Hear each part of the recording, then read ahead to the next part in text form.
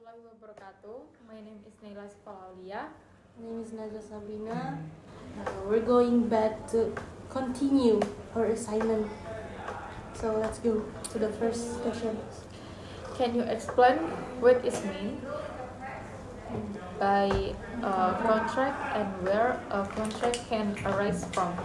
A contract is a legal relationship that occurs between two or more people where one party has the right to performance and the other party is obligated to fulfill the performance and vice versa.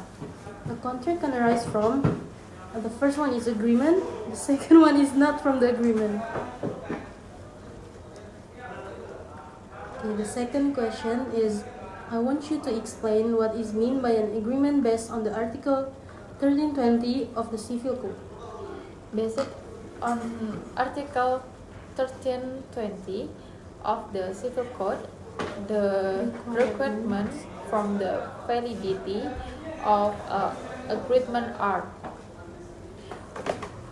agreement between the binding parties, and then competence to make agreement, and then regarding a certain matter and a lawful cause.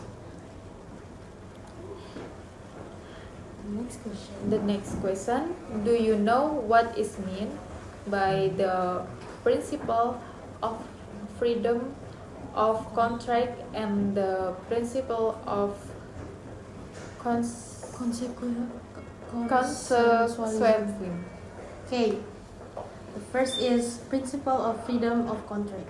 That means in making an agreement, the parties are permitted to determine the contents of their agreement and it acts as law for themselves, with the limitation that the agreement does not conflict with the previous of the law, public order, and moral norms. While principle of consensualism means that an agreement is born when an agreement is reached between the parties regarding the main matters and does not require any formalities. Okay.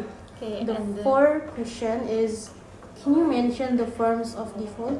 There are four categories of form of default.